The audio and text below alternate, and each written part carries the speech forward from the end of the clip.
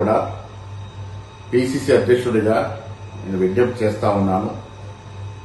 నిన్న మంత్రి గారు మాట్లాడిన విషయంలో ఒక సినీ ప్రముఖుల విషయంలో ప్రస్తావించడం, వారి మనసు గాయపడడం, ఇదంతా జరిగిన పినమట పార్టీ ఆదేశాల మేరకు మంత్రి గారు బేషరతుగా వారు వాడిన మాటల్ని వెనక్కి తీసుకోవడం జరిగిపోయింది. నేను కేటీఆర్ గారు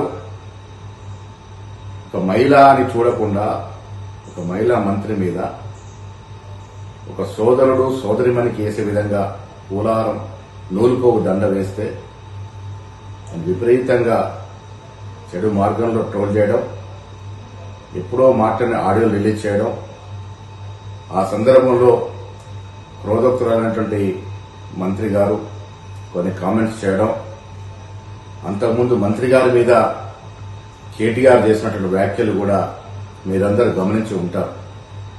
ఏది ఏమైనప్పటికీ ఎవరి మీద ఎవరు వ్యాఖ్యలు చేసినా, ఎవరు నొచ్చుకున్నా ఇది తెలంగాణ సమాజానికి మంచిది కాదనే ఉద్దేశంతో మంత్రి గారు బేషరతుగా ఆ వ్యాఖ్యల్ని ఉపసంహరించుకున్నటువంటి సందర్భం.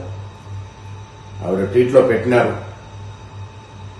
మీరు కష్టపడి పైకొచ్చిన తీరు నాకు ఆదర్శప్రాయము, అలాంటి మిమ్మల్ని నేను అభిమానిస్తా ఉన్నాను, నా మాటల్ని బేషరతుగా నేను వెనక్కి తీసుకుంటున్నాననే మాట చెప్పడం జరిగింది.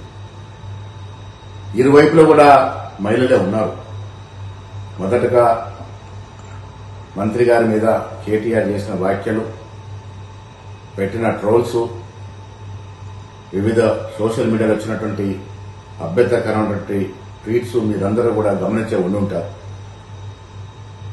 సో ఇవన్నీ జరిగిన పిరమట మంత్రి గారు ఆ వ్యాఖ్యల్ని ఉపసంహరించుకున్నారు. కాబట్టి నేను మీ అందరికీ విజ్ఞప్తి చేస్తా ఉన్నాను, ఈ అంశానికి ఇక్కడ ముగింపు పలుకుదాము. ఇంకా దీన్ని దూరం తీసుకెళ్తే ఇరువైపున మహిళలు కూడా నొచ్చుకొని బాధపడే అవకాశం ఉంది. కాబట్టి సినీ ప్రముఖులందరూ కూడా నేను విజ్ఞప్తి చేస్తా ఉన్నాను, ఈ అంశాన్ని ఇక్కడితో ముగింపు పలుకుదాము. భవిష్యత్తులో మా మంత్రులు గాని, కాంగ్రెస్ నాయకులు గాని, వివిధ పార్టీల ప్రతిపక్ష నాయకులు గాని ఎవరి మీద ఎవరు కూడా ఇలాంటి అభ్యంతరకరమైనటువంటి వ్యాఖ్యలు చేయకూడదని విన్నవిస్తా ఉన్నాను.